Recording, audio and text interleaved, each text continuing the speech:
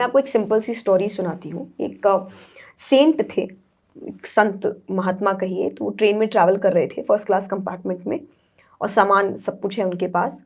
थोड़े टाइम बाद वो कंपार्टमेंट 2 लोगों का था, 2 पैसेंजर्स आ सके। एक पैसेंजर अभी तक आया नहीं था, कुछ टाइम बाद एक पैसेंजर भी आता है और वो है एक बिजनेस पर्सन, कोट के साथ और एक फॉर्मल्स में, बहुत सारा सामान है उसके साथ, दैट शोज मटीरियलिस्टिक थिंग्स। तो वो बैठ गए। अब वो देख रहे हैं कि जो बैठे हैं कपड़े तो इनके साधु के लग रहे हैं, पर फर्स्ट क्लास कंपार्टमेंट में बैठे हैं तो हम जजमेंट पास करने में बड़े माहिर हैं तो वो देख रहा है। एंड देन उसके बाद उसने ऐसे ही सरकाज़म में या टॉन्ट करते हुए कहा कि महाराज जी एक बात कहें। तो बोले कहिए। बोले मुझे नहीं लगता मुझ में और आप में कोई खास फर्क है सिवाय कपड़ों का। तो उन्होंने कहा मतलब, मैं समझा नहीं।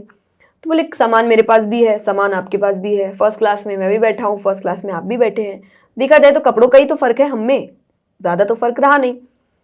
तो उनको लगा कि अब बोलने से तो ये शायद समझेगा नहीं, इसको कुछ प्रैक्टिकल वे में करके दिखाना पड़ेगा। तो एक स्टेशन आता है, वो चाय के लिए दोनों रुकते हैं।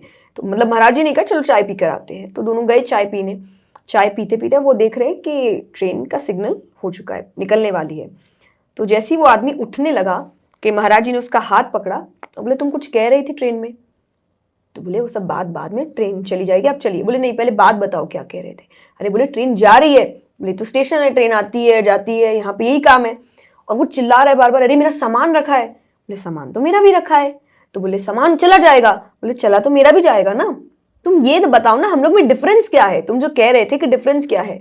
तो वो लास्ट में उसको यही चीज से समझ आ गया और उसने कहा कि अरे मुझे माफ करिए, मुझे समझ आ गया, सामान मेरे पास भी है, सामान आपके पास भी है, पर आप जब चाहे सामान को छोड़ सकते हैं, मैं जिंदगी भर नहीं छोड़ सकता।